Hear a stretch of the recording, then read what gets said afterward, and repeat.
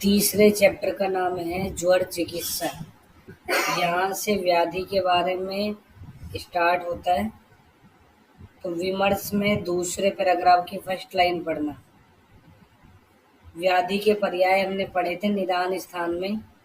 तत्र व्याधि आमियो गद आतंको यक्ष्मा ज्वरो विकारो रोग इति अनर्थांतरम। ये व्याधि के पर्याय होते हैं। श्लोक नंबर 11 पढ़ो। 11 नंबर में ज्वर के पर्याय ज्वरो विकारो रोगस्य व्याधि आतंकेयुच। ऐसे बताया था तुम्हें कि व्याधि के पर्याय में लाइन व्याधि से स्टार्ट होती है और ज्वर के पर्याय में लाइन ज्वर से स्टार्ट होती है। तो राजक्षमा के पर्याय की लाइन किससे स्टार्ट होती है? क्रोध से स्टार्ट होती है। यहाँ जो ज्वर के पर्याय है इनमें ऐसे लिख लो, आ गए नहीं, आ गए ये, आ गए ये नहीं। आ से आमिये बनेगा, गे से गद बनता है और ये से यक्ष्मा बनता है। जो व्याधि के पर्याय हैं उनमें से 3 नाम नहीं है यहाँ पे। आमिये नहीं है, गद नहीं है, यक्ष्मा नहीं है। तो आ गए करके याद कर लेना। 3rd नंबर के श्लोक में पढ़ो। फर्स्ट लाइन में ही विज्वर से स्टार्ट हुई है। विज्वर किसके लिए कहा है? आत्रेय पुनर्वसु के लिए। विज्वर पुनर्वसु आत्रेय के लिए कहा है। 4 नंबर के श्लोक की स्टार्टिंग पढ़ना। देहे इंद्रिय मनस्तापी सर्व रोग अग्रजो बलि ज्वर है प्रधानो रोगाणाम उक्तो। ज्वर को ब्लैंक कर लो। सभी रोगों में प्रधान जो रोग होता है वो ज्वर होता है। तो देह इंद्रिय मन में संताप देने वाला होता है। अग्रज द्रव्यों में दीर्घ रोगाणाम किसको बताया है? कुष्ठ को बताया है। और रोग समूह नाम तो ज्वर को क्या बताया है? रोगण, ज्वरो रोगाणाम ऐसे बताया है। दूसरी लाइन पढ़ो। 5 नंबर का श्लोक। तस्य प्राणी से पतनस्य ध्रुवस्य प्रलय उदय। जो प्राणी होते हैं वो मरते हैं तब और जन्म लेते हैं तब ज्वर से युक्त होते हैं। उस समय ज्वर की उत्पत्ति होती है। प्राणियों के मृत्यु के समय और जन्म के समय। इसी श्लोक के हिंदी में लास्ट लाइन पढ़ना। ऐसा लिखा है कि 18 प्रश्न अग्निवेश ने आचार्य पुनर्वसु से किए। ज्वर वाले चैप्टर में 18 प्रश्न करता है। सबसे पहला क्वेश्चन क्या है? 12 नंबर का श्लोक लिखा है कि ज्वर की प्रकृति क्या होती है। ब्रैकेट में लिखा है कारण प्रकृति। और नेक्स्ट श्लोक में लिखा है हेडिंग में स्वाभाविक प्रकृति। तो ज्वर की 2 तरह से प्रकृति होती है, एक कारण प्रकृति, दूसरी स्वाभाविक प्रकृति। कारण प्रकृति में देखो, जो हमने शारीरिक और मानसिक प्रकृति पढ़ी है वो ज्वर की कारण प्रकृति होती है। शारीरिक मानसिक प्रकृति जो होती है वो इसकी कौन सी प्रकृति है? कारण प्रकृति। विमर्श में दूसरी लाइन में आओ। कारण 2 तरह के होते हैं, एक सन्निकृष्ट और दूसरा विप्रकृष्ट। रोगों के सन्निकृष्ट कारण तो दोष ही होते हैं, लेकिन विप्रकृष्ट कारण क्या है?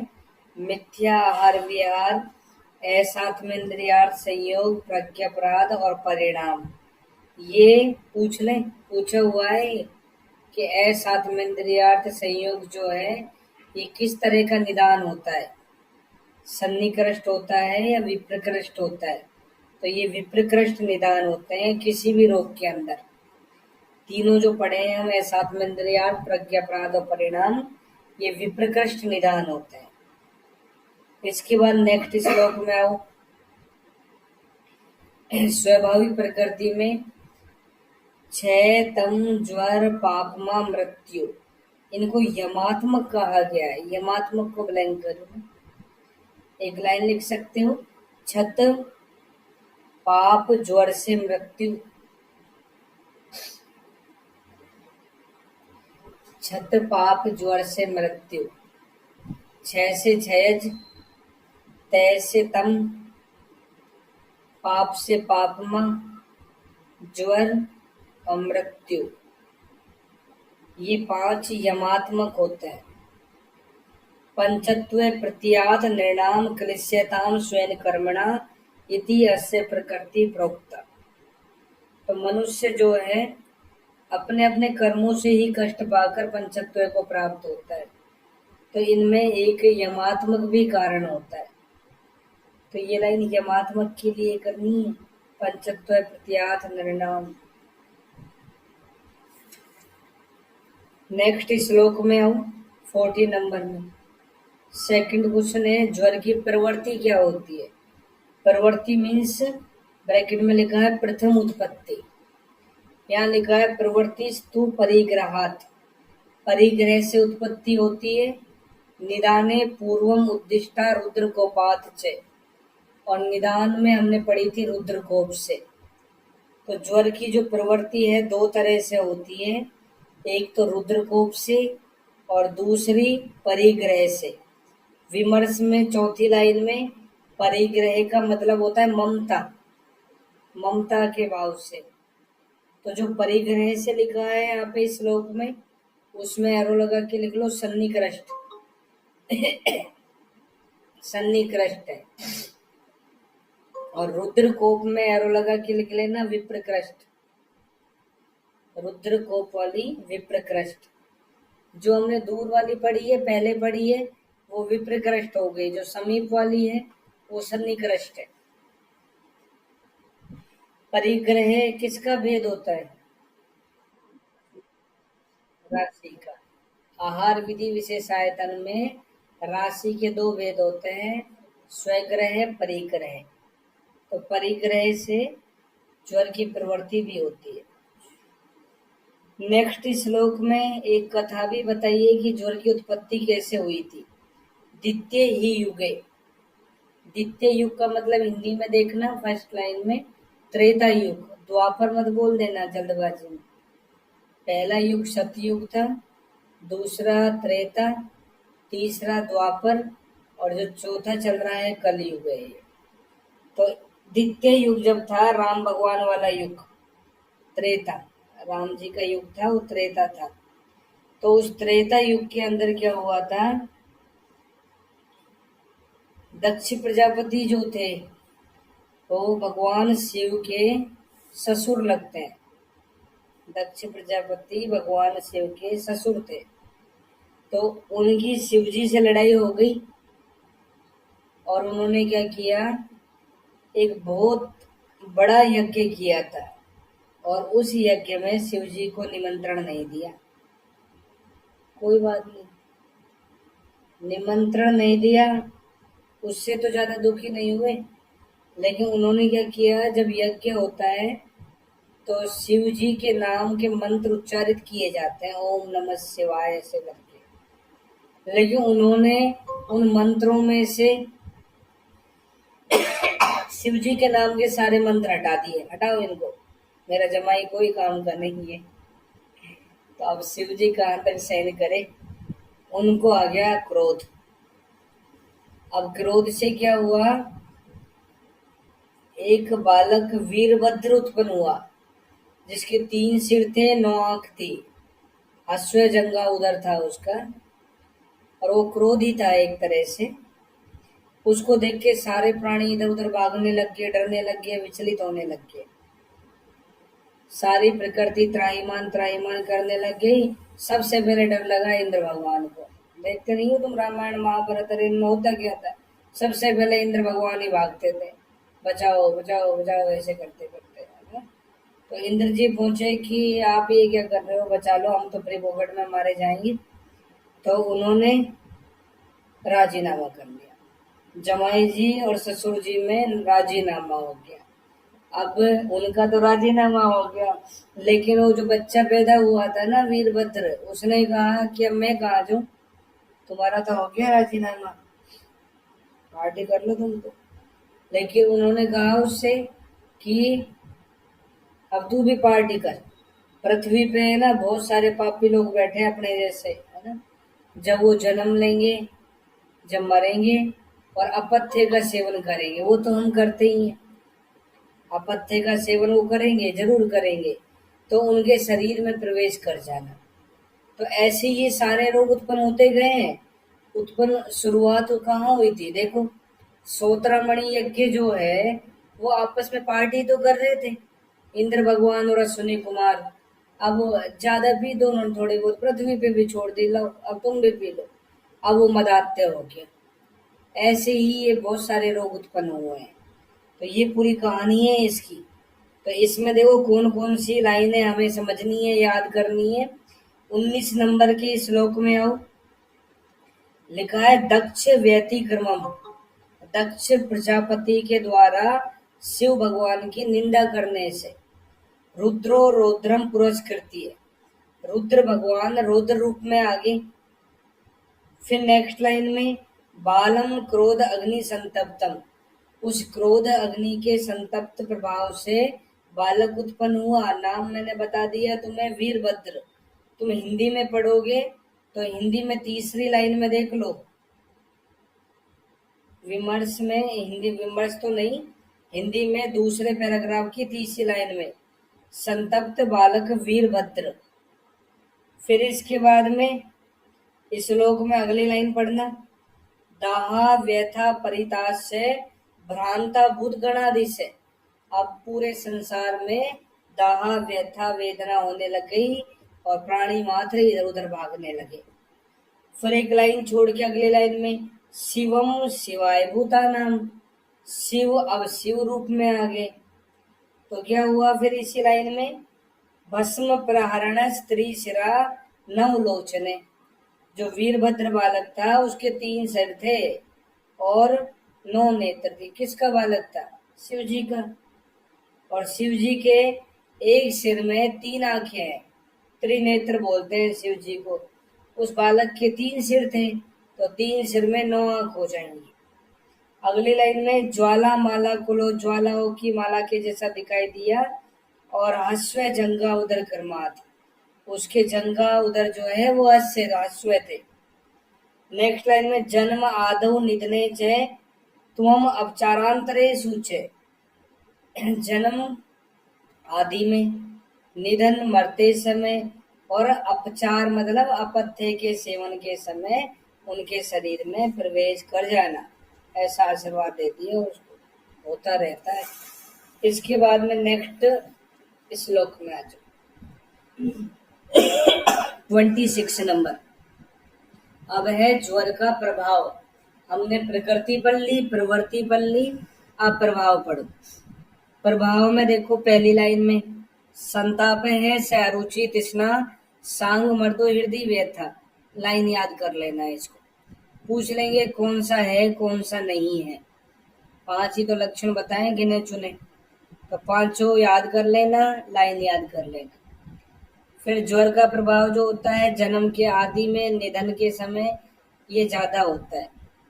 नेक्स्ट 27 में आओ, ज्वर के निदान कारणानि अष्टौ। हमने निदान स्थान में पढ़ लिए, 8 कारण होते हैं। विमर्श में देख लो, दूसरी लाइन में और तीसरी लाइन में लिखे हैं 7 तो एक दोषज द्वंद्वज और त्रिदोषज हो गए, और 8वां आगंतुज निदान होता है। ऐसे करके जो ज्वर के 8 भेद होते हैं वो इसके 8 कारण होते हैं। 28 में ज्वर के पूर्व रूप हमने विस्तार से पढ़े थे निदान स्थान में, यहाँ पे भी थोड़ा बहुत बताया है। आलस्यम नैने सहस्रे, आलस्य होता है नेत्र से श्राव होने लगता है। जृंभणम गौरवम कलम, गौरव जृंभ कलम होने लगता है। और किसकी परिभाषा में था? गौरवम जरमणम किलम कंदरा इंद्रियार्थेषु असंप्राप्ति गौरवम जरमणम किलम। ज्वलन आतप वायु अंबु भक्ति द्वेष अनिश्चित, ये पांचों अनिश्चित होते हैं, मतलब कभी आते हैं कभी नहीं आते हैं। नेक्स्ट लाइन में अविपाक आस्य वैरस्य बलवण हानि। बलवण हानि गर्भिणी में कौन से मास में होती है? छठे मास में होती है। बलवण हानि ज्वर का पूर्व रूप भी होता है। शील वैकृतम अल्पम, स्वभाव में थोड़ा बहुत परिवर्तन हो जाना, ये भी ज्वर का पूर्व रूप होता है। चिड़चिड़ा हो जाता है वो। बालेभ्य द्वेष गुरुसु वाक्य अभ्यसूया सब पढ़ा है। स्वधर्मे स्व चिंता। नेक्स्ट श्लोक में आओ। ज्वर के दो अधिष्ठान होते हैं, सभी रोगों के दो ही अधिष्ठान होते हैं, मन और शरीर। तो यहाँ पे भी लिखा है स मनस्कम शरीरम, मन और शरीर दो अधिष्ठान है। 31 में आओ। ज्वर का प्रत्यात्म लक्षण क्या होता है? संतापो देह मान से, देह और मन में संताप होना ज्वर का प्रत्यात्म। प्रत्यात्म मतलब प्रति मतलब एक, और आत्म मतलब स्वयं का लक्षण, जो ज्वर में ही होता है। कौन सा है? संतापो देह मान से। विमर्श में 3rd लाइन में देखो, पढ़ाया था तुम्हें निदान में भी कि पाल काव्य विरचित हस्ती आयुर्वेद में। अगली लाइन पढ़ो। पाखले है सेतु नागा नाम। नाग का मतलब हाथी। हाथियों में ज्वर को पाकल, पाकल बोलते हैं, पालक नहीं है, पाकल। अभिता बोलते हैं वाजी में। गाय में ईश्वर बोलते हैं। मनुष्य में ज्वर संज्ञा है। अजावी ज्यादा में करते रहते हैं, प्रलाप बोलते हैं। करभ ऊंट में, करभ मतलब ऊंट में। अलस, ऊंट आलसी होता है तो अलस बोलते हैं। हारिद्र में है लिखा है, माहिस में है लिखा है। माहिस मतलब भैंस, भैंस में हारिद्र बोलते हैं। नेक्स्ट मृग रोगों में मृग बोलते हैं। पक्षियों में अभिघात, पक्षाघात, ऐसे करके याद किया था। मछलियों में इंद्र मद बोलते हैं। इंद्र मद, मत पे खत्म हुआ, मत से मत बोल देना, मत से। पक्षपात, पात पे खत्म हुआ, पात से पतंग बोलना। इसके बाद व्याडेशु या व्यालेशु, हिंसक जानवरों में अक्षिक बोलते हैं, नेत्र से डराते हैं ये। मृग रोग में मृग बोल दिया। फिर आगे देखो, जल में नीलिका बोलते हैं। भूमि जो बंजर होती है ऊसर, वो उसका ज्वर होता है। अगस्य कोटरे, अग मतलब वृक्ष, वृक्ष में कोटर जो बन जाते हैं वो वृक्ष का ज्वर होता है। इसके बाद में 2-3 लाइन छोड़ के पढ़ूं। सुश्रुत में स्वेदावरोधे संतापे सर्वांग ग्रहणम तथा युगपत अत्र रोगे जैसे ज्वरो व्यपदिश्यते। ये सुश्रुत के अनुसार 3 लक्षण होते हैं। अगर ये तीनों एक साथ हो जाए तो ज्वर कहते हैं। तीनों का होना जरूरी है, तो इसलिए तुम्हारे भी तीनों याद होने जरूरी है। स्वेदावरोध एक, संताप दूसरा, और तीसरा सर्वांग्रह। नेक्स्ट 32 नंबर का श्लोक। अब ज्वर के भेद पढ़ो। पहले 32 में लिखा है विधि भेद से 2-2 प्रकार के ज्वर होते हैं, जो हम 5 आधार पे पढ़ेंगे।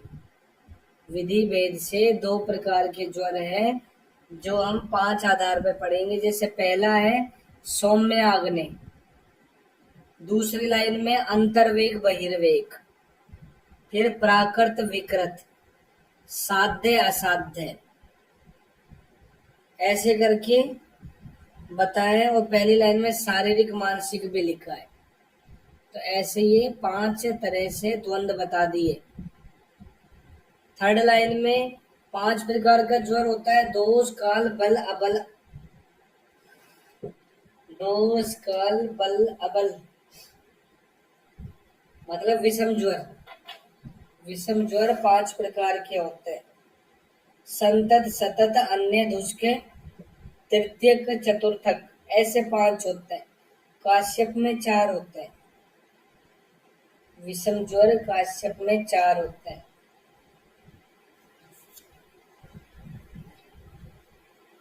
देखो सुश्रुत में 5, संतत के स्थान पर प्रलेपक।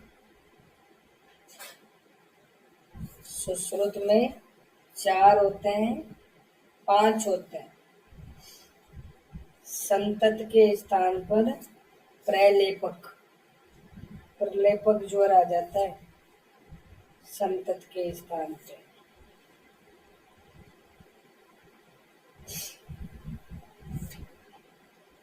संतत नहीं होता, प्रलेपक नाम आ जाता है।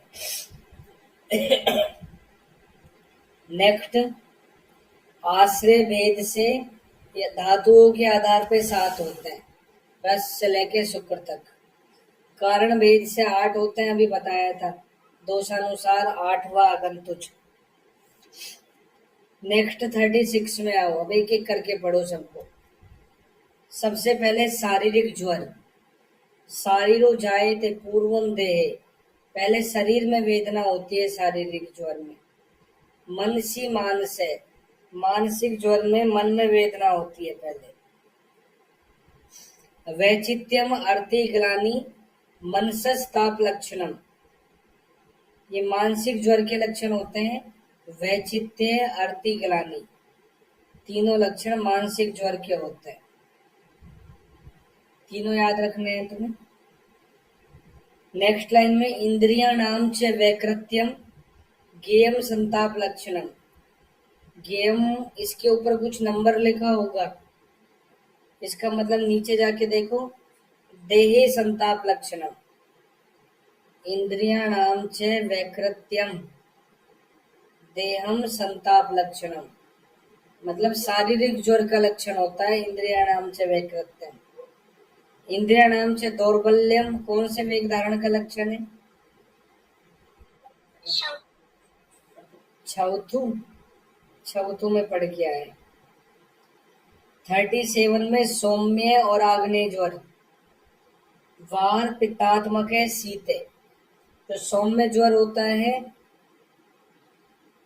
और एक होता है आग्नेय ज्वर। तो सौम्य ज्वर में शीत होती है। सौम्य ज्वर में दोष क्या होता है? वात कफ होता है, जिसकी वजह से शीतलता उत्पन्न करता है और उसको उष्ण की इच्छा होती है। जो ये लिखा है ना, वात पित्तात्मक है शीतम, तो यह आग्नेय ज्वर है।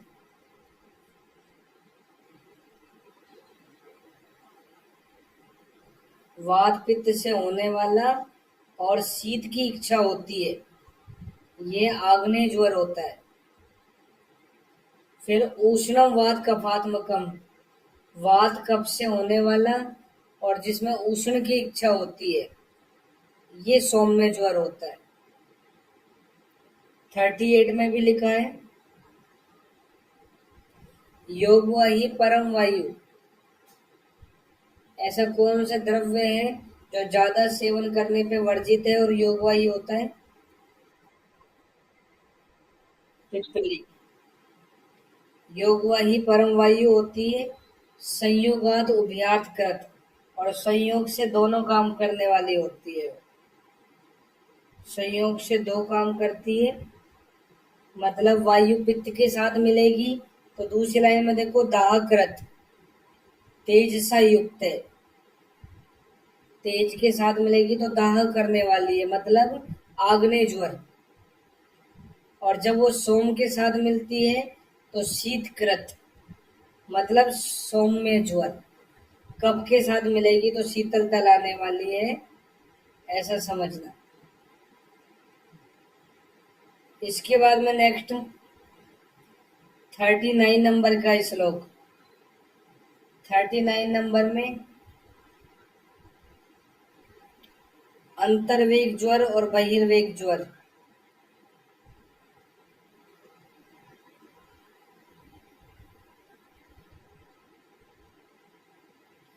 अंतर्दाहो अधिकस तृष्णा प्रलापे श्वसनम भ्रमे संधि अस्थि शूलम ऐस्वेदो दोष वर्चो विनिग्रह। तो ये लाइन अंतर्वेग ज्वर की होती है, दोनों लाइनें यहाँ तक। नेक्स्ट श्लोक में बहिर्वेग में संतापो अभियधिको बाह्य। अभी तो आभ्यंतर दाह पड़ा था, अगर ये बाह्य संताप हो जाए और तृष्णा आदि जो लक्षण है वो मार्दव मतलब मंद हो जाए तो समझना बहिर्वेग ज्वर होता है। और ये साध्य साध्यता में सुख साध्य होता है। विमर्श में दूसरी लाइन में अंतर्वेग लक्षण वाला ज्वर दुख साध्य होता है। बहिर्वेग सुख साध्य, अंतर्वेग दुख साध्य या क्रस साध्य। नेक्स्ट प्राकृत है सुख साध्यस्तु बसंत शरद समुद्भव है। देखो दो तरह के ज्वर और होते हैं, एक होता है प्राकृत ज्वर और एक होता है विकृत ज्वर। प्राकृत ज्वर कौन से होते हैं? 48 नंबर का श्लोक पढ़ो एक बार, 48 नंबर के श्लोक पे आओ।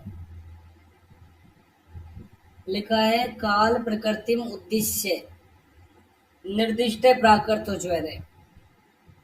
जब दोष काल के समान होते हैं तो उस ज्वर को प्राकृत ज्वर बोलते हैं।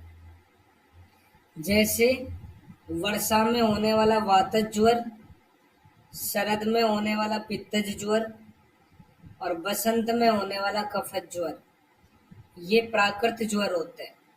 अब मैं तुमसे ऐसे कहूं कि अभी शरद ऋतु चल रही है और इस शरद ऋतु में वातज ज्वर और कफज ज्वर हो जाए तो ये प्राकृत है या वैकृत है? इसे वैकृत समझना है। बसंत में अगर वातज और पित्तज ज्वर हो जाए तो वैकृत ज्वर समझना।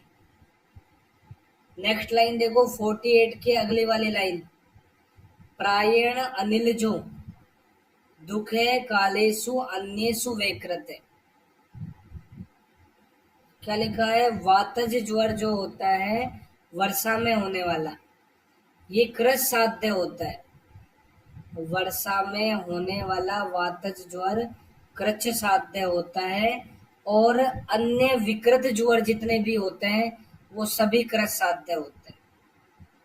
सारे विकृत ज्वर क्रस साध्य होते हैं और वर्षा में होने वाला वातज ज्वर प्राकृत होते हुए भी क्रस साध्य होता है।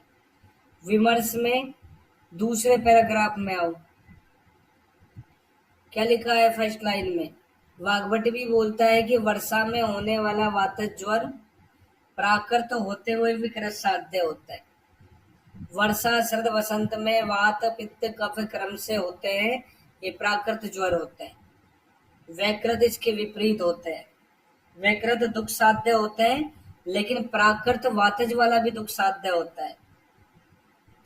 अब वो श्लोक पढ़ो जहां हमने छोड़ा था 41 के बाद में। मैंने तुम्हें 3 प्राकृत ज्वर बताए, उन 3 में से एक तो क्रस साध्य हो गया, लेकिन जो बाकी के 2 है बसंत और शरद में होने वाले, ये यहाँ लिखा है ये प्राकृत होते हुए भी सुख साध्य होते हैं। मैंने तुम्हें एक लाइन बताई थी जब साध्य असाध्यता पढ़ाई थी, उस समय 4 रोग थे, सुख साध्य, क्रस साध्य, याप्य और प्रत्याख्य। तो लाइन थी नैचे तुल्य गुणो दुष्यो न दोषे प्रकृति भवेद नैचे काल गुणैस तुल्यो। ये लाइन किसके लिए कही गई है? सुख साध्य, सुख साध्य के लिए कही है। अब यहाँ पे बसंत और शरद में जो हो रहा है इसमें तो काल जो है 200 के तुल्य है, काल जो है 200 के तुल्य है, तो फिर ये तो सुख साध्य होना ही नहीं चाहिए। सुख साध्य के डेफिनेशन में तो ये था कि काल 200 के तुल्य नहीं होना चाहिए, लेकिन मैंने तुम्हें एक अपवाद भी पढ़ाया था, तो उस अपवाद के लिए विमर्श में 5वीं लाइन पढ़ो। चौथी 5वीं बार पढ़ा रहा हूं इस लाइन को। ज्वरे तुल्यर्तु दोषत्वम कोमा प्रमेहे तुल्य दुष्यता रक्त गुल में पुराणत्वम सुख साध्य से लक्षणम।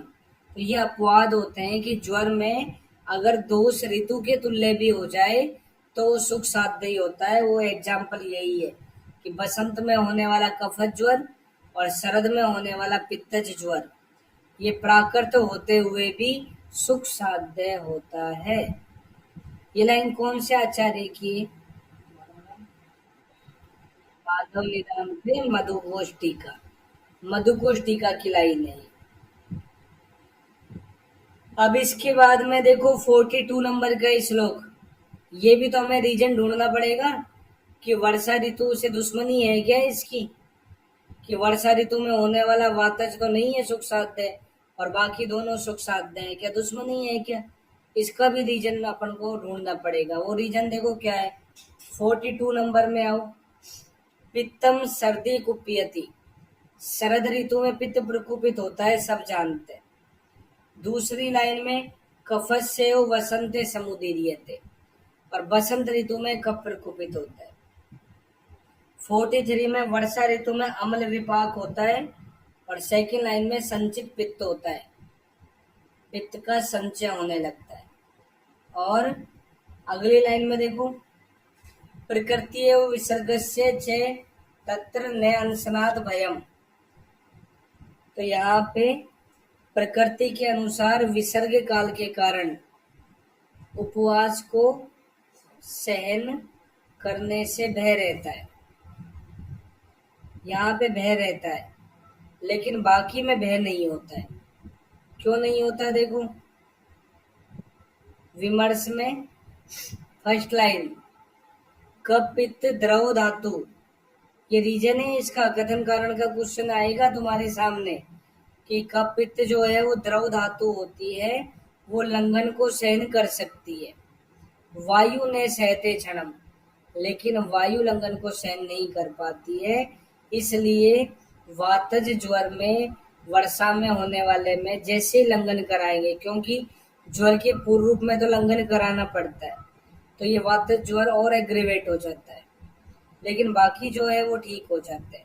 इसलिए ये कर साध्य होता है। ये प्रकृति विसर्ग से तत्र न अंशनाद भयम, विमर्श के दूसरे पैराग्राफ में देखो लास्ट थर्ड लाइन में ये देहली दीप न्याय, इससे संबंधित किया इस लाइन को, बस याद रख लेना, देहली दीप न्याय बताया इस लाइन। नेक्स्ट 45 में सेकंड लाइन वसंत ऋतु के लिए बोलता है कि कब प्रकोपित रहता है। फिर तीसरी लाइन में आदान मध्य तस्य अपि वात पित्तम भवे तनु, ये लाइन वसंत ऋतु के लिए करनी है। ये आदान का तो मध्य होती है और इसमें वात पित्त का अनुबंध होता है। 47 में आदौ अंते च मध्य च दोषाणाम बलाबलम, ये लाइन ज्वर में करनी है और शरद वसंत ऋतु दोनों में। नेक्स्ट लाइन में लिखा है शरद वसंत, तो इनके आदि मध्य और अंत में दोष का बल और अबल देखकर ही प्रतिकार मतलब चिकित्सा करनी चाहिए। ये लाइन आ जाए आदावंते च मध्य च बुद्धवा दोष बलाबलम, ज्वर में करना, गुल में मत कर देना, वहां पे भी ऐसी लाइन आएगी। अब तुम श्लोक नंबर 49 के बाद में आओ। साध्य ज्वर का लक्षण, बलवत्सु अल्प दोषेषु अनुपद्रव, ज्वर है साध्यों को ब्लैंक कर लो। बल अच्छा हो, रोगी बलवान हो, दोष अल्प हो और कोई उपद्रव नहीं हो, उसे साध्य ज्वर बोलते हैं। विमर्श में सेकंड लाइन में लिखा है ज्वर के 10 उपद्रव बताए, किसने? देख लो भाव प्रकाश ने। भाव प्रकाश के अनुसार ये 10 उपद्रव बताए। हमने चरक में शोध के कितने उपद्रव पढ़े? 7, नाम बताओ सातों के।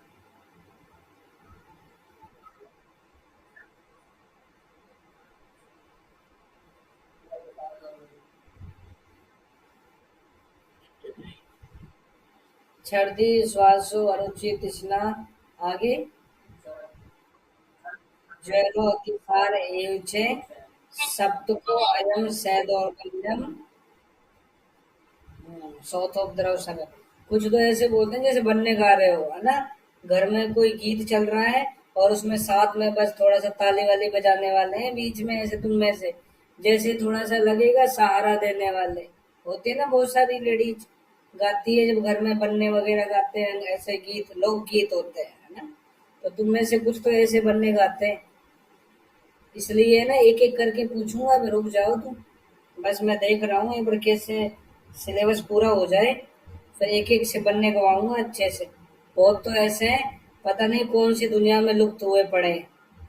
एक एक को देख रहा हूँ मैं। अब ये अपन ने 9 पढ़े हैं, 7 तो ये पढ़ लिए, और 2 होते हैं सुश्रुत में एक्स्ट्रा। कौन से 2 है? काश और इक्का। तो हमारे पास में शोध के 9 उपद्रव आ गए। इन 9 उपद्रव में से हमें 2 हटाने हैं। एक तो दौर्बल्य और ज्वर, ऐसे लिख देना। शोध के समान ब्रैकेट में लिख दो, दौर्बल्य कोमा ज्वर नहीं।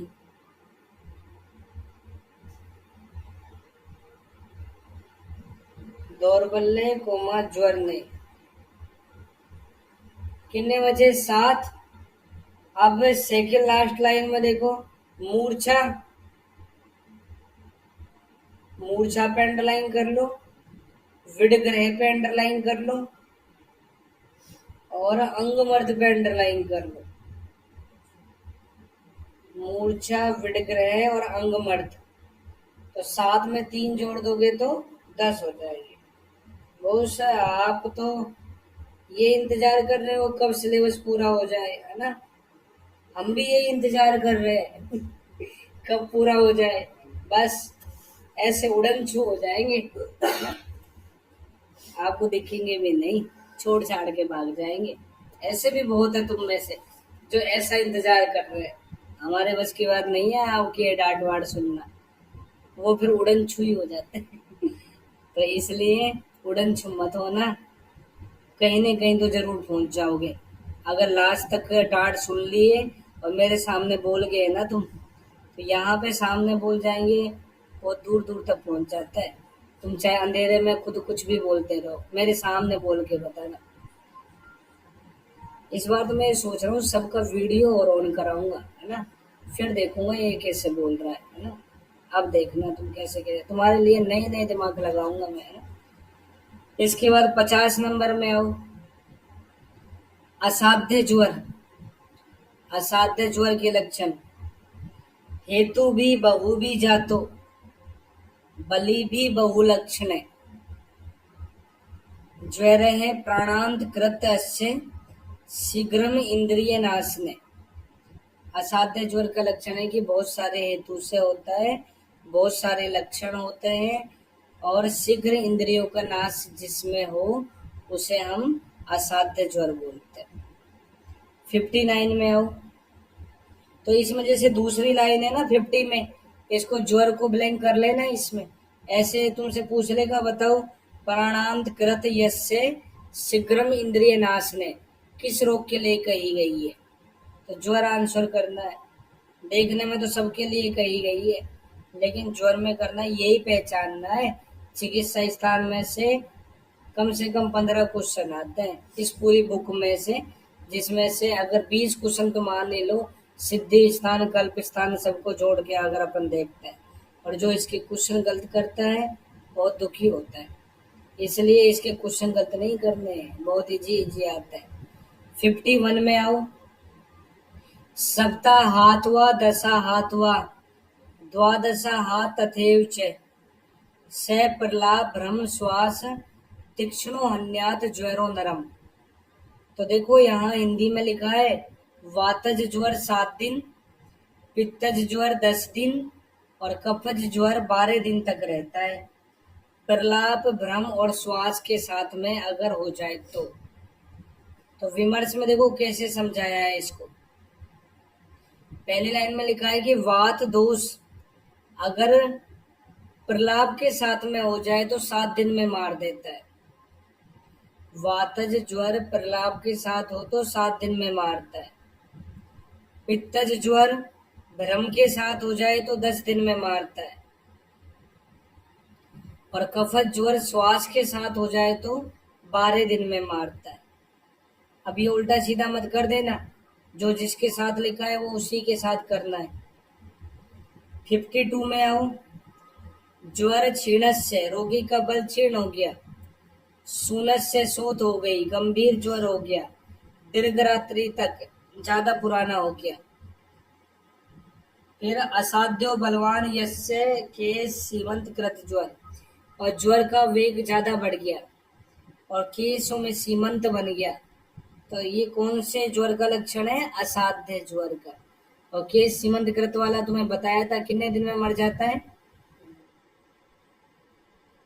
6 दिन मत बोले, मैं तो अभी बनने गवा दूंगा। है ना, भीड़ में मुझे यही चीज दिखती है कि कौन गलत बोल रहा है ना, एक एक का पता रहता है कि किसने गलत बोला है ना। तो इसलिए सही आंसर देना है। 6 दिन में तो तब बोलेंगे जब कोई रोग नहीं हो, स्वस्थ हो, तब के सीमंतकृत हो जाए तो 6 दिन में मरता है। और अगर रोग हो साथ में तो 3 दिन में मरता है, उस समय भी बताया था अरिष्ट के अंदर। नेक्स्ट श्लोक में आओ। 53 नंबर का श्लोक। विषम ज्वर। अब विषम ज्वर में सबसे पहले संतत ज्वर। इसमें पहली लाइन में रस वाही भी पे अंडरलाइन कर लो। रस वह श्रुत की दृष्टि होती है। 54 में आओ। दशाहम द्वादशाहम व सप्ताहम व सुदुसहम, ये लाइन संतत ज्वर के लिए करनी है। अभी हमने 7, 10, 12 दिन की मर्यादा प्रलाप भ्रम श्वास के साथ में असाध्य ज्वर में भी पढ़ी थी, और यहाँ पे ये लाइन आ जाए तो तुम्हें संतत ज्वर के लिए करनी है। संतत मतलब कंटिन्यू रहने वाला, या तो 7 दिन तक रहेगा, या 10 दिन तक रहेगा, या 12 दिन तक रहेगा। सुदुस्सह कहा गया है। और किसको कहा था इससे पहले सुदुस्सह? कफोलवण प्रमेय पीढ़िका कौन कौन सी है?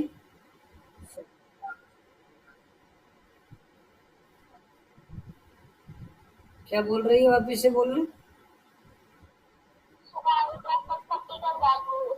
सराविका, कक्षपिका और जालिनी, ये 3 होती है। शुरू की 3 जो होती है ये कफोलवण होती है, बाकी सब पित्तोलवण होते हैं। कफज मत बोलो, कफज नहीं बोलते। जब एक दोष होता है तभी कफज बोलते हैं। त्रिदोषज है, कफ की प्रधानता है, तो कफोलवण बोलते हैं। सेकेंड लाइन में से शीघ्रम शीघ्र कारित्वात प्रसमम याति हंति वा, तो ये लाइन भी तुम्हें संतत ज्वर के लिए करनी है कि शीघ्रकारी होने से शीघ्र ही या तो शांत हो जाता है या मार देता है। नेक्स्ट 55 में आओ। दूसरी लाइन में इसको निष्प्रत्यनीक ज्वर भी बोलते हैं। संतत में आधा न लिखा है या न लिखा है, न से निष्प्रत्यनीक बोलना, मतलब जिसका कोई विपरीत होता है, अपोजिट होता है, उसे निष्प्रत्यनीक बोलते हैं, दुस्सह होता है ये। 56 में आओ। संतत ज्वर के 12 आश्रय होते हैं। देखो 3 दोष होते हैं, 7 धातु होती है, 3 मल होते हैं।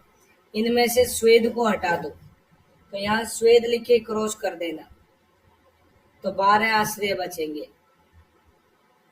स्वेद लिख के क्रॉस करना, 12 आश्रय बचते।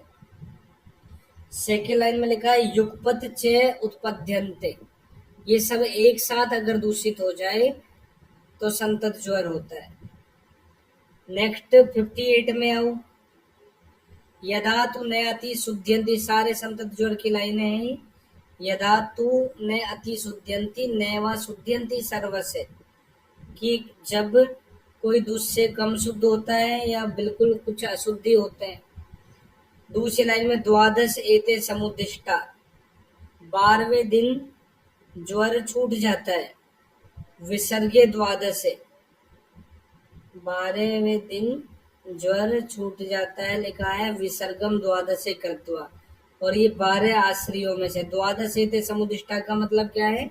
12 आश्रयों में से कुछ शुद्ध होते हैं और कुछ अशुद्ध होते हैं। ज्वर 12वें दिन छूट जाता है, लेकिन फिर भी उसका अव्यक्त लक्षण बना रहता है, वापस से लौट के आता है। लास्ट लाइन में लिखा है प्राय प्राक अवतर्पणी, पूर्व रूप में अवतर्पण चिकित्सा करते हैं। इसके बाद में विमर्श में आओ, पहली लाइन में लिखा है कि संतत ज्वर सन्निपात से होता है, सप्तमी द्विगुणा च एव, नवमी एकादशी तथा, ऐसा त्रिदोष मर्यादा मोक्षस्य च वदाय च। ये लाइन तुम्हें करनी है संतत ज्वर के लिए, और ये हारीत की लाइन है।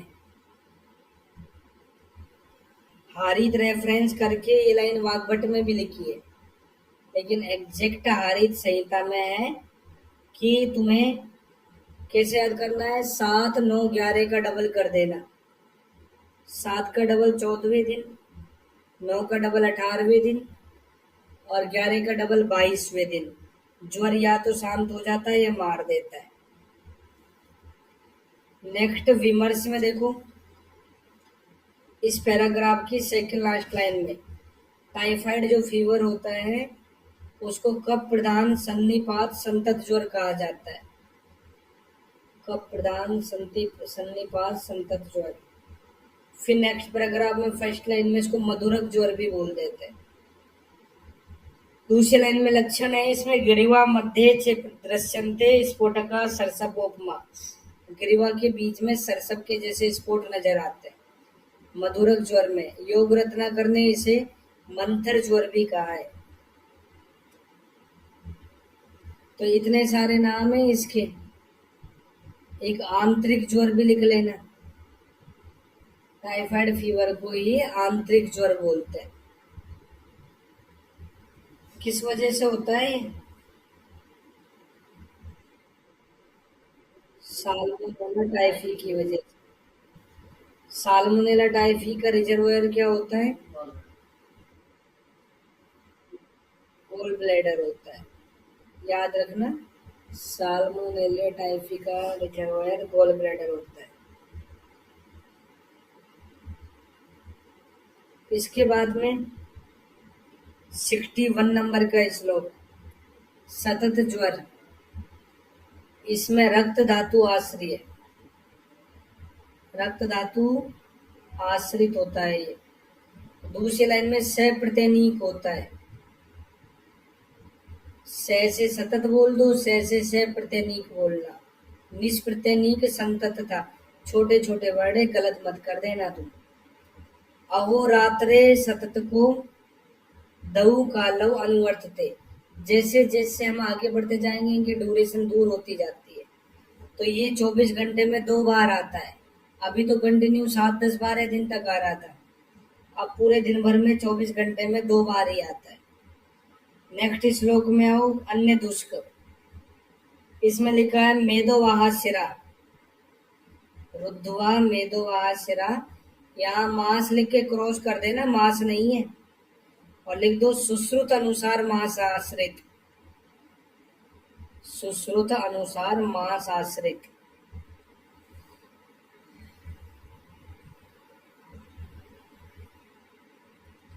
यहाँ पे मेदवह शिरा लिख दिया। दूसरी लाइन में स प्रत्यनीक होता है ये भी, और एक कालम अहरनिशी, 24 घंटे में 1 बार आता है ये। विमर्श में सेकंड लास्ट लाइन देखो, लास्ट में लिखा है देखो, कप स्थान विभागेन सतत अन्य दुष्क त्रियाख्य चतुर्थक और प्रलेपक, ऐसे 5 ज्वर होते हैं सुश्रुत में। कफ स्थान के विभाग से भी बोला था ना कि संतत नाम नहीं लिखा, प्रलेपक नाम लिखा है सुश्रुत में। 64 नंबर में आओ, तृतीयक ज्वर और चतुर्थक ज्वर दोनों के आश्रय अस्थि मज्जा होते हैं। तृतीयक में भी अस्थि मज्जा करना और चतुर्थक में भी अस्थि मज्जा करना। इसके बाद में यही लिख लो, सुश्रुत लिख के दो एरो लगा दो, पहले में तृतीयक और दूसरे में चतुर्थक लिख दो, पहले में तृतीयक और दूसरे में चतुर्थक। तृतीयक में एरो लगा के लिखो मेद, और चतुर्थक में एरो लगा के लिखना अस्थि मज्जा। ऐसा सुश्रुत बोलता है। 67 नंबर में आओ, अन्य दुष्ट के प्रतिदिनम कोमा लगा दो, अन्य दुष्ट के प्रतिदिन आता है, दिन में एक बार। दिनम हित्वा तृतीय के, तृतीयक ज्वर एक दिन छोड़ के आता है। दिन द्वयम यो विश्रम्यम प्रत्येति से चतुर्थके, चतुर्थक ज्वर 2 दिन छोड़ के आता है। नेक्स्ट 68 में आओ, विषम ज्वर में वेग। अधिशेते यथा भूमि बीजम काले च रोहिति, अधिशेते तथा धातु दोषे काले च कुप्यति। जैसे देखो बीज जो होता है वो लंबे समय तक भूमि के अंदर पड़ा रहता है, और जैसे ही उसके अनुकूल ऋतु आती है, बारिश का टाइम आता है, तो वो अंकुरित होकर वृक्ष के रूप में परिवर्तित हो जाता है। ऐसे ही जो दोष है वो धातुओं के अंदर पड़े रहते हैं। जैसे ही अनुकूल समय आता है तो दोष से सम्मूर्छना होती है, स्थान संशय अवस्था में, फिर पूर्व रूप उत्पन्न होते हैं, उसके बाद आगे व्यक्त अवस्था में लक्षण होते हैं, और अगर ट्रीट नहीं होते हैं तो भेद अवस्था में उपद्रव उत्पन्न हो जाता है।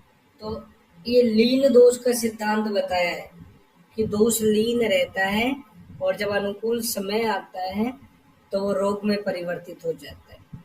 तो ये लाइन रेफरेंस याद करना किस रोग के लिए कही गई है। ज्वर में है ये लाइन, विषम ज्वर में। 70 नंबर में आओ, 70 नंबर में ये वापिस से बोल रहा है कृत्वा वेगम, वह अपने वेग से। दूसरी लाइन में गत बला, बलहीन हो जाता है। पहली लाइन में कृत्वा वेगम गत बला, अपने वेग को उत्पन्न करके बलहीन हो जाते हैं दोष। फिर दूसरी लाइन में पुनः विवृधा स्वे काले, पर जैसे अनुकूल काल आता है तो वो वापिस से उत्पन्न होते हैं, वापिस से बढ़ते हैं। और ज्वरयंती नरम मला, और ज्वर जैसे रोग को उत्पन्न कर देते हैं। तो जैसे पहले वाली लाइन आ जाए ना, कृत्वा वेगम गत बला स्वे स्वे स्थाने व्यवस्थिता, ये लाइन तुम्हें ज्वर के लिए करनी है। नेक्स्ट श्लोक में आओ, तृतीयक ज्वर 3 प्रकार का होता है। नाम में तृतीय 3 लिखा ही है। तो पहला है कफ पित्ताद त्रिग्राही, कोमा लगा दो, त्रिग्राही जिसमें कफ पित्त दोष होता है। पृष्ठ वात कफात्मक है, वात कफ से होने वाला पृष्ठग्राही, और वात पित्तात शिरोग्राही, वात पित्त से होने वाला शिरोग्राही। त्रिविध है स्यात तृतीयक है, 3 प्रकार के। देखो इनके दोष हैं, इनके जो दोष होते हैं वो रटने नहीं है, तुम्हें बस ऐसे सोचना है। जो नाम हमें याद रखना है अधिष्ठान वाला, वो कौन से दोष का स्थान है। पृष्ठ, त्रिक और सिर कौन से दोष के स्थान है, तो उस दोष का नाम हटा देना बस। तो तुम बताओ त्रिक जो है, ये कोकिक्स और सैक्रम वाला जो पार्ट है, ये कौन से दोष का स्थान है? वात का। तो इसमें से वात हटा देना, त्रिग्राही में से वात हटा दो। पृष्ठ शरीर का मध्यम भाग कौन से दोष का स्थान है?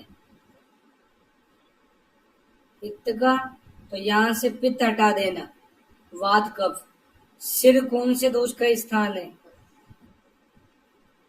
कफ। तो यहाँ से कफ हटा देना, वात पित्त। कभी भी नहीं रटना है ये, ऐसे तुम हर चीज को याद किया करो। ऐसे तुमसे नहीं तो ये भी है ना, बहुत हार्ड क्वेश्चन हो जाता है, बहुत बच्चे गलत करके आते हैं इसको। दोस्त जो रटते हैं उनके साथ यही होता है, और रटने वालों का सिलेक्शन नहीं होता।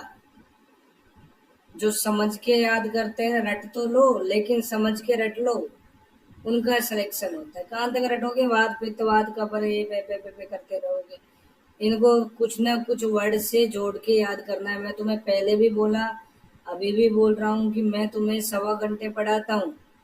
1 घंटा 15 मिनट भी बहुत मुश्किल से होती है। तो तुम्हें कम से कम इसको 4 घंटे में पढ़ना है। धीरे धीरे पढ़ना है। जल्दबाजी करोगे तो लंबे समय तक याद नहीं आने वाला। और समझ के याद करोगे, तुम्हें उस दिन के लिए याद करना है जिस दिन तुम्हें पेपर देना है। ऐसे नहीं है कि आज कल मुझे सुनाना है, वो सोच के याद मत करो कि कल मुझे सुनाना है, वैसे याद मत करो। वैसे सोचो कि उस दिन सुनाना है, उस दिन पेपर में करके आना है। तो लंबे समय तक याद रहने के लिए किसी न किसी से जोड़ के याद करना पड़ता है इनको। तो तुम अपना टाइम पूरा दिया करो उसमें। इसके बाद में विमर्श में आओ। पहली लाइन में सभी विषम ज्वर सन्निपात से होते हैं। नेक्स्ट देखो, चतुर्थक ज्वर। चतुर्थक ज्वर दो प्रकार का होता है, एक तो वातज और दूसरा कफज। तो लिखा है जंघाभ्याम, जब जंघा में दोष होते हैं तो कफज है वो, और जब सिर में दोष होते हैं तो वातज। अपने हाथ में अगर वात और कफ पित्त होते हैं तो हम छोड़ते हैं उनको। तो सबसे ऊपर कौन रहता है? वात। वात सबसे ऊपर रहेगी क्योंकि हल्की होती है, और कफ भारी होता है इसलिए सबसे नीचे रहेगा। तो इसलिए कफज ज्वर जंघा में रहेगा, और वातज ज्वर जो है ये सिर में रहता है। पित्तज ज्वर, इसका भेद नहीं होता। चतुर्थक का पित्तज भेद नहीं होता। किस वजह से नहीं होता? स्वभाव से नहीं होता। कथन कारण में क्वेश्चन आ जाए कि चतुर्थक ज्वर का पित्तज भेद नहीं होता, तो माधव निदान बोलता है स्वभाव से नहीं होता, स्वभाव से नहीं होता। इसके बाद में विमर्श में आओ। पहली लाइन में नाग भर्तरी तंत्र में बताया कि पित्तज भेद भी होता है। फिर तीसरी लाइन में हारित भी बोलता है कि पित्तज भेद भी होता है। और इस पैराग्राफ की सेकंड लास्ट लाइन में भेल भी बोलता है। लास्ट वर्ड क्या है? पित्तज। पित्तज भेद होता है। नेक्स्ट 73 में आओ। चतुर्थक विपर्य। 5 जो विषम ज्वर होते हैं उनमें चरक के अनुसार केवल चतुर्थक का ही विपर्य होता है, जिसमें दोष द्विधातुस्थ है। द्विधातुस्थ मतलब दोनों धातुओं में आश्रित होते हैं, अस्थि मज्जा में।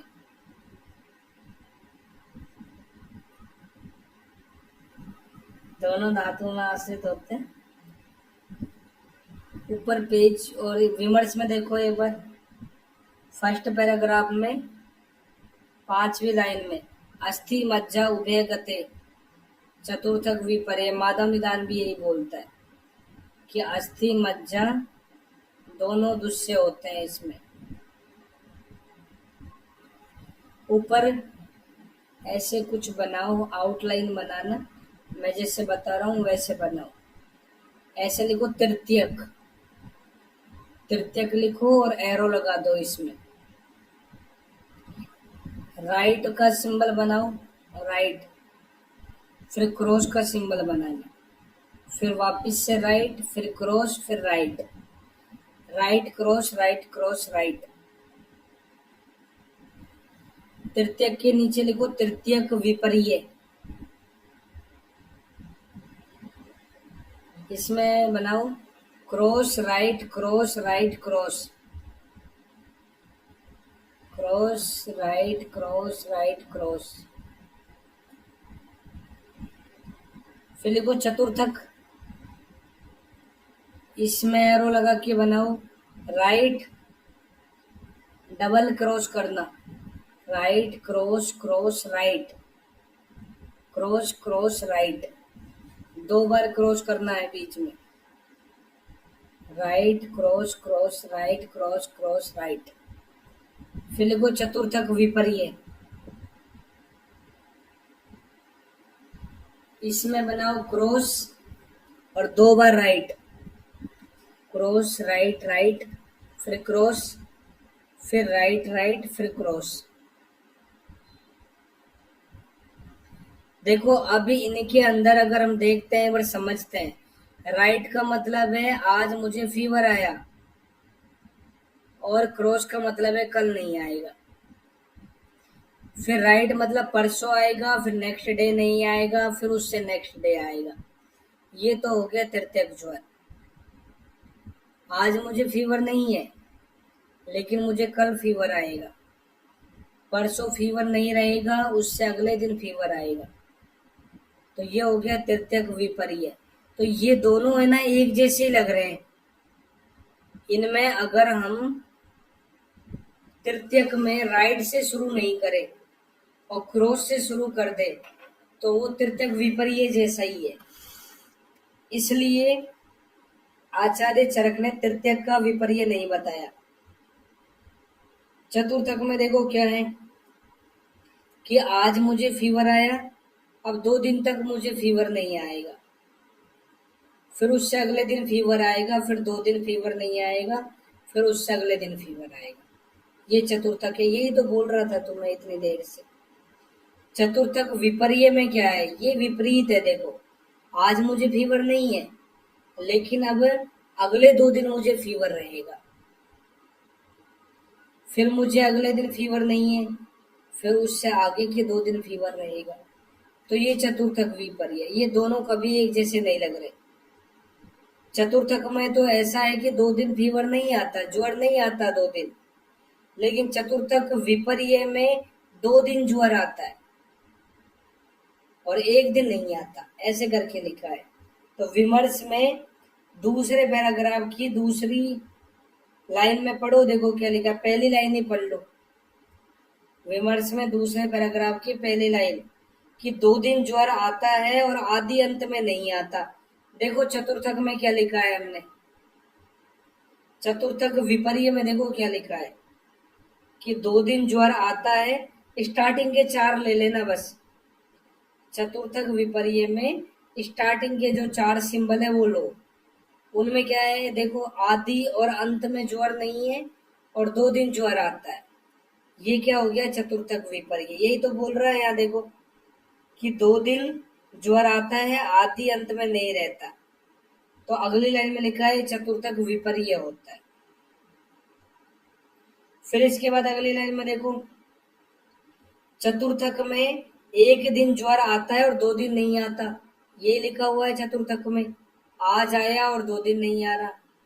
सुश्रुत बोलता है कि अन्य दुष्क और तृतीयक का भी विपर्य होता है।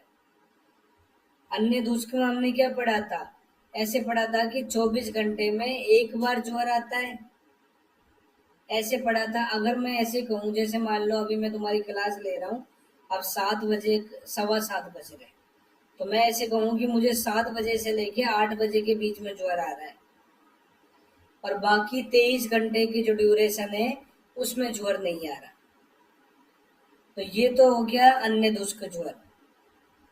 और मैं ऐसे कहूँ कि मैं 7 से लेके 8 बजे के बीच में तो स्वस्थ हूँ एकदम, और बाकी जो 23 घंटे वाली जो ड्यूरेशन है उस समय मुझे ज्वर आ रहा है, वो अन्य दुष्क विपर्य है। सुश्रुत ऐसा समझाता है। यही बात यहाँ पे लिखा है, देखो 24 घंटे में जो एक बार ज्वर आता है वो अन्य दुष्क है, और जो 24 घंटे में एक बार ही छूटता है और हमेशा बना रहता है वो अन्य दुष्क विपर्य है। ऐसे ही तृतीयक में बोल दो, ज्वर 1 दिन नहीं आता है और 1 दिन आता है, वो तृतीयक है। और जब आदि अंत में नहीं और बीच में 1 दिन हो, वो तृतीयक विपर्य है। ऐसे ही हमारे आउटलाइन में है। विमर्श के लास्ट पैराग्राफ की फर्स्ट लाइन पढ़ो। भाव प्रकाश में कहा है, मुक्तानुबंधित्व विषमत्वम, ऐसा ज्वर जिसका अनुबंध मुक्त हो उसे विषम ज्वर कहा गया है। जिसका अनुबंध मुक्त हो वो विषम ज्वर होता है। मैंने तुम्हें वाग्भट के अनुसार एक लाइन लिखाई थी, वो भी लिख लो यहाँ पे। विस्मो विस्मारंभ क्रिया कालो अनुसंगीवान। विस्मो विस्मारंभ क्रिया कालो अनुसंगीवान। तो विषम ज्वर वो होता है जिसका आरंभ क्रिया काल सब विषम होता है और अनुसंगी की तरह चलता है, पीछे पीछा नहीं छोड़ता है। 74 में प्राय से सन्निपाते दृष्टे पंचविधो ज्वर। ये सारे विषम ज्वर सन्निपात से होता है। नेक्स्ट 75 में आओ, ऋतु अहोरात्र दोषाणाम मनसस्य बलाबलात् कालम अर्थवसात से हो ज्वरस्तम तम प्रपद्यते। ये लाइन ज्वर में करना। ऋतु अहोरात्र दोष मन के बलाबल से ज्वर होता है। नेक्स्ट 76 नंबर के श्लोक में आओ। 76 में धातुगत ज्वर, तो इनके अंदर सबसे पहले पढ़ो रस धातुगत ज्वर। दैन्यम उद्वेग सदन छर्दी, ऐसे लक्षण मिलेंगे। बहिस्ताप अंगमर्द लक्षण मिलेगा। रस धातु सबसे बाहर की धातु है तो बहिस्ताप मिलता है। रक्त में पीड़का तृष्णा प्रलाप जैसा लक्षण मिलता है। मांस में अंतर्दाह मिलेगा। तृष्णा मोह गिलानी सृष्ट विटकता अतिसार जैसा लक्षण मिलता है। दुर्गंध आती है मांस में से और गात्र विक्षेप अंग इधर उधर पटकता रहता है। मेद में स्वेदस तिरुआ, मेद का मल होता है स्वेद, इसलिए तीव्रता से स्वेद प्रवृत्ति होती है। तृष्णा पिपासा यहाँ भी है, प्रलाप यहाँ भी है, रक्त में भी है और मेद में भी है। वमी अभीक्षण से भयंकर वमन होता है। स्वगंध से असहतुम, इतनी स्वेटिंग आती है जिससे दुर्गंध बहुत ज्यादा बढ़ जाती है और अपनी गंध को भी सहन नहीं कर सकता, गलानी भी होता है उसको। नेक्स्ट अस्थि व्रेक वमने च उभय, दोनों होते हैं वमन विरेचन। वमन विरेचन एक तरह से पंचकर्म के नाम है और पंचकर्म हम 5वीं धातु में कराते हैं अस्थि में, तो वमन विरेचन नाम आ जाए तो अस्थि में करना। प्रकुंजनम होता है कुंजन जैसा, अस्थि में करना कुंजनम। विक्षेपणम से गात्राणाम बड़ा शब्द लिख दिया। गात्र विक्षेप तो मांस में था और विक्षेपणम से गात्राणाम अस्थि में। श्वास अस्थि में आदत से लिखा हुआ है, श्वास में भी आदत से है, केवल श्वास अस्थि में। नेक्स्ट मज्जा में हिक्का श्वास का तीनों लिख दिए। हिक्का में अगर है में नीचे गांठ लगा देते हैं तो 6 जैसा बन जाता है हिंदी का, तो छठी धातु में कर देना हिक्का श्वास कास। मज्जा में हमने पढ़ाई है तम सस्यति दर्शनम, नेत्रों के सामने अंधेरा जा जाता है। मैं से मज्जा, मैं से मर्म छेद याद कर लेना। बही सेत्यम अंतरदाह, दोनों लक्षण मिलते हैं, अंतरदाहो बही सेत्यम। नेक्स्ट शुक्र धातुगत ज्वर, शुक्र मोक्ष, शुक्र श्राव होने लग जाता है। प्राणम वायु अग्नि सोमय से अर्धम गच्छति असौ विभव, आत्मा प्राण वायु अग्नि सोम के साथ चली जाती है, रोगी की मृत्यु हो जाती है।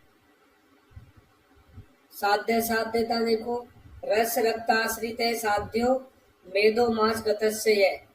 साध्य मतलब सुख साध्य, रस रक्त मांस मेद जो ज्वर होते हैं सुख साध्य होते हैं। अस्थि मज्जा गते कृच्छय, कुमा लगा दो। अस्थि मज्जागत ज्वर कृत साध्य होते हैं। शुक्रस्थो नैव सिद्ध्यति, शुक्र धातु का ज्वर जो होता है वो असाध्य होता है। तो ऐसे वर्ण आ जाए, शुक्रस्थो नैव सिद्ध्यति किसके लिए कहा है? ज्वर के लिए कहा है। अस्थि मज्जा कृत साध्य है। 84 में आओ, अब कारण भेद से 8 ज्वर। इसमें देखो वातज पित्तज कफज, 1 2 सच तो हमने निदान स्थान में पढ़ लिए। लिखा है कि हेतु भी लक्षणी पूर्वम अष्टविधो ज्वर है, तो हमने निदान स्थान में वात पित्त कफ के लक्षण तो पढ़े थे, लेकिन द्वंद्वज और सन्निपातज के नहीं पढ़े, वो यहाँ पढ़ो। 85 में वात पित्त ज्वर में पहली लाइन में लिखा है पर्वणाम भेद, परो भेद वात की वजह से होता है। रोम हर्ष ये भी वात की वजह से होता है। सेकंड लाइन में कंठ हास्य शोष दोनों की वजह से हो जाता है। तृष्णा दोनों की वजह से है। स्वप्न नाश वात की वजह से हो जाता है, पित्त की वजह से हो जाता है। निद्रा नाश। लेकिन जो दूसरी लाइन में वमथु और अरुचि लिखा है, इनको गोले में बंद कर लो। ये वमथु और अरुचि कौन से दोष की वजह से होता है? कफ की वजह से होता है। इसके बाद 86 नंबर में आओ, वात कफत ज्वर। इसमें फर्स्ट लाइन में लिखा है पर्व रुक, वात की वजह से। सेकंड लाइन में संताप स्वेद प्रवृत्ति, ये किसकी वजह से होते हैं? तो देखो, वात पित्त में तो कफ के लक्षण मिल रहे हैं और वात कफ में पित्त के लक्षण मिलते हैं। तो विमर्श में दूसरी लाइन में देखो क्या लिखा है कि द्वंद्वज ज्वर विकृति विषम समवाय से होता है। कारण के अनुरूप कार्य की उत्पत्ति नहीं होना, ये विकृति विषम संवेद। कहाँ है इसका रेफरेंस? विमान एक में, विमान एक में। तो ये दूसरे दोष के लक्षण आ जाए तो सारे द्वंद्व ज्वर विकृति विषम समवाय से होता है। मध्य वेग रहता है इसका। स्वेद प्रवर्तन का हिंदी अर्थ तीसरी लाइन में पसीना बिना कारण से ज्यादा आना। ऐसे मत समझना जैसे विमर्श में लिख रहा है कि कुछ लोग पसीना न निकलना बोलते हैं, हिंदी वाला समझना। तो 88 में कफ पित्त ज्वर। इसमें देखो पहली लाइन में मुहुर दाहो मुहुर शीतम, बार बार दाह हो रहा है, बार बार शीत होता है। स्वेद स्तंभ भी बार बार होता है। थर्ड लाइन में लिप्त तिक्तास्यता, लेप जैसा प्रतीत हो रहा है, तिक्तास्यता जैसा हो रहा है। तो मुहुर दाह मुहुर शीतम बहुत बार पूछता है, कफ पित्त ज्वर का लक्षण होता है।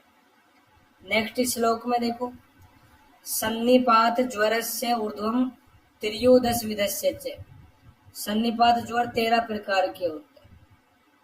13 में से ये देख लो 98 नंबर वाला।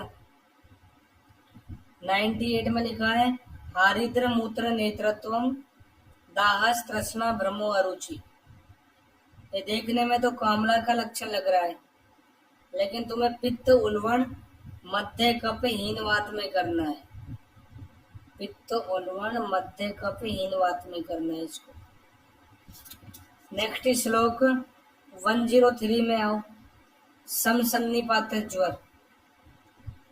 103 में समसन्निपात ज्वर। फर्स्ट लाइन पढ़ना, क्षणे दाहे क्षणे शीतम। बहुत बार पूछते हैं, गलत मत कर देना। क्षणे दाहे क्षणे शीतम ये है समसन्निपात ज्वर में। मुहुर दाहा मुहुर शीतम है कफ पित्त ज्वर में। देखो वहां श्लेषम पित्तज लिखा है ना, तो मुंह से तुम मूसल वर्ड बोल दो, चाहे मूसल बोलोगे ना तो मूसल से तुम्हें मुंह से मुहुर मुंह याद आएगा और सल से तुम्हें क्या याद आएगा? श्लेष्म पित्तज। गलत नहीं होएगा, नहीं तो ये क्वेश्चन भी है ना पेपर में बहुत परेशान करता है। अगर तुम बार बार देखोगे तो परेशान करेगा, समझ के याद करोगे तो नहीं करेगा। ऐसे कुछ वर्ड बना के याद किया करो। फिर नेक्स्ट लाइन में स स्वनऊ स रुझऊ कर्णऊ। सोनापन होता है, रुझा होती है कान में। कंठ सूख या आवर्त है, कंठ सूख से आवृत रहता है। सूख पूर्ण गलास्यता किसका पूर्ण रूप है? श्वास का, लिख लो यहाँ पे। सूख पूर्ण गलास्यता, एरो लगा के काश का पूर्ण रूप। सूख पूर्ण गलास्यता, एरो लगा के काश का पूर्ण रूप। 105 में आओ, जिह्वा कैसी हो जाती है? परिदग्धा खरिस्पर्शा जिह्वा स्रस्तांगता परम। जली हुई प्रतीत होती है, खरिस्पर्श वाली होती है और ढीलापन फील होता है, स्रस्त फील हो जाती है, अंगों में लूजनेस फील होती है। स्टीवनम रक्तपित्तस्य कफेन उन्मिश्रितस्य च। ये लाइन तुम्हें है ना राज्य क्षमा में नहीं करनी, समसन्निपात ज्वर में करना, ब्लड विद स्फुटम आने लगता है। नेक्स्ट लाइन में देखो, प्रततम कंठ कूजनम, कबूतर के जैसे कंठ में कुंजन करता है। हिंदी में तो ये लिखा है, निरंतर कबूतर के शब्द के समान अव्यक्त शब्द का उच्चारण करता है। तो लेकिन यहाँ श्लोक में कपूत नहीं लिखा, तो जैसा प्रथम कंठ पूजन है तो ये याद करना। अगली लाइन में, कोठा नाम श्यावरक्ता नाम मंडला नाम च दर्शनम, ये लाइन मंडल कुष्ठ की नहीं है। मंडल देख के मंडल कुष्ठ में मत कर देना, एग्जैक्ट फिट तो बैठ रही है उसको, लेकिन ये लाइन समसन्निपात ज्वर की है। मूकत्वम, मूकता हो जाती है। विमर्श में देखो, पहली लाइन में समसन्निपात ज्वर को हम कूट पाकल सन्निपात बोलते हैं, जिसमें तीनों दोष बलवान रहते हैं। दूसरे पैराग्राफ में दूसरी लाइन में शीघ्रकारी लिखा है, सबके नाम है। वात कफोल वर्ण हो तो उसको शीघ्रकारी बोलते हैं। शीघ्रकारी में वात कफोल वर्ण है, पित्तहीन हो जाएगा। एक लाइन छोड़ के देखो, 5वें नंबर पे क्या है, पित्तोलवण, केवल पित्तोलवण लिखा है, तो बाकी दोनों हीन कप और हीनवात समझ लेना। इसके ब्रैकेट में कंपन लिखा है तो आंसुकारी कर लेना। अगर गलती से इसके ब्रैकेट में कंपन लिखा है तो आंसुकारी कर लेना, पित्तोलवण आंसुकारी। और जो कफोलवण है 6 नंबर पे, उसको कंपन करके याद कर लेना, कफोलवण कंपन में। एक उल्वण है तो बाकी दोनों हीन रहेंगे। फिर 12वें नंबर का देखो, जिसमें पित्त उल्वण है, वात मध्य है और कफ हीन है, इसे पाकल ज्वर बोलते हैं। और कूट पाकल तुम्हें पता ही है। श्लोक इसमें विमर्श में लास्ट पैराग्राफ में आओ, जो भी हम विमर्श पढ़ रहे हैं, लास्ट पैराग्राफ की फर्स्ट लाइन, 13 सन्निपातों में प्रथम के 12 सन्निपात प्रकृति समसमवाय से होते हैं।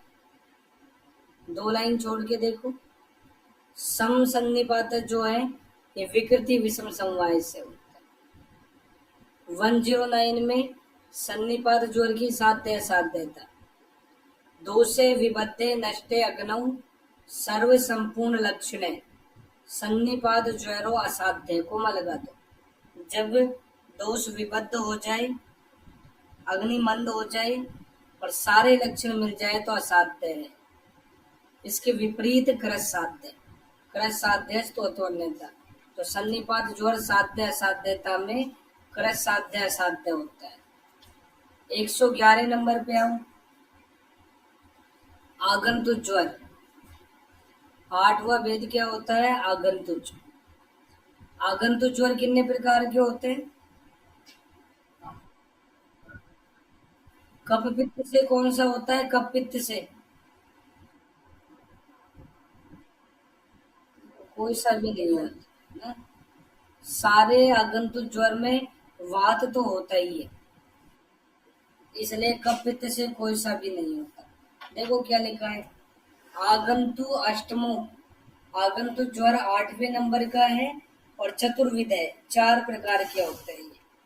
सेकेंड लाइन में अभिघात, अभिसंग, अभिचार और अभिशाप, इनके दोष मैंने बताए थे तुम्हें निदान स्थान में। अभिघात में वात रक्त है, अभिसंग में वात पित्त है, बाकी दोनों में सन्निपात है। 112 नंबर में अभिघात पढ़ो, शस्त्र लोष्ट कसा काष्ठ मुष्टि अरतनी तल द्वेजई, इनसे खुद को मारता है, दूसरों को मारता है, आघात होता है। तो क्या होगा इससे 113 नंबर में, अभिघात से वायु प्रायो रक्तम दूषित, वात प्रकुपित होकर रक्त को दूषित कर देती है। दूसरी लाइन में स व्यथा सोप वैवर्ण्यम करोति, स रुजम ज्वरम, व्यथा सोप वैवर्ण्य रुजा ऐसे लक्षण मिलते हैं। 114 नंबर में काम शोक भय क्रोध, इनसे जो ज्वर होता है। और दूसरी लाइन में लास्ट में भूताभिसंग से जो ज्वर होता है वो अभिसंगत ज्वर होता है। इनसे कौन से दोष कुपित होते हैं? 115 नंबर में पढ़ना। काम शोक भयात वायु, रेफरेंस याद करना है इस पूरे श्लोक का। काम शोक भय से वात का प्रकोप होता है। क्रोधात पित्तम, क्रोध से पित्त प्रकोपित होता है। त्रियो मला भूताभि संगात, भूताभि संग से तीनों दोष कुपित होते हैं। नेक्स्ट 116 नंबर में आओ। भूत अधिकारे व्याख्यातम तद अष्टविध लक्षण है। इस लाइन का रेफरेंस याद करना। उन्माद में पढ़ेंगे हम 8 प्रकार के भूतोन्माद, लेकिन ये लाइन यहाँ पे बताइए। 117 में अभिसंग ज्वर में ये विष वृक्ष अनिल स्पर्श से भी हो सकता है। विष वृक्षों के स्पर्श से, वायु के स्पर्श से, या अन्य किसी विषैले पदार्थ के स्पर्श से हो सकता है। तीसरी लाइन में इसमें क्या चिकित्सा करेंगे? विषग्ने एवं चिकित्सा, विषनाशक चिकित्सा से ही शांत होता है। तो जो विषज ज्वर है ये अभिसंगत ज्वर होता है एक तरह से। 118 में अभिचार अभिशाप से जो ज्वर होते हैं, दूसरी लाइन में लिखा है सन्निपात की कैटेगरी में आता है, क्योंकि इनमें तीनों दोषों का इन्वॉल्वमेंट होता है। घोर होते हैं, भयंकर होते हैं, और सुदुष्य है इनको भी कहा है। संतत ज्वर भी होता है, सुदुष्य है, और अभिचार अभिशाप वाला भी होता है। एक लाइन छोड़ के अगली लाइन में इनका लक्षण क्या है? चित्त इंद्रिय शरीराणाम अर्त्यो अन्यास नेक से, बार बार चित्त इंद्रिय शरीर में वेदना होती है। इसका पता कैसे लगाते हैं? एक लाइन छोड़ के देखो, अनुमान प्रमाण से पता लगाते हैं। 122 नंबर में आओ, 122 में छोटी छोटी लाइन है। ध्यान निश्वास बहुल, ये काम ज्वर का लक्षण होता है। ध्यान चिंता बहुत ज्यादा रहती है इसमें, और श्वास की वृद्धि भी हो जाती है। शोकजे वाष्प बहुलम, कोमा लगा दो। वाष्प मतलब आंसू, शोक होता है तो आंसू ही आते हैं। त्रास प्रायम भय ज्वरे, भय ज्वर में डरता रहता है, त्रास होता है। क्रोधजे बहु संरंभम, कोमा लगा दो। बहु संरंभ मतलब चेहरा एकदम लाल हो जाता है, नेत्र चेहरा लाल हो जाता है। भूतावेशे तु अमानुषम, भूतावेश में वो मनुष्य नहीं रहता, फिर क्या हो जाता है? भूत बन जाता है वो। भूतावेश में भूत बन जाता है, मनुष्य नहीं रहता। मूर्छा मोह मदग्लानि भूइष्टम, ये विषज ज्वर का लक्षण होता है। नेक्स्ट 128 में सेकंड लाइन, हेतु औषध विशिष्टास्य भवन्ति आगंतु ज्वर, जो आगंतु ज्वर होते हैं उनमें हेतु औषध ये सब विशिष्ट होती है। तो देखो यहाँ तक हमारा ये सारा क्लासिफिकेशन हो गया।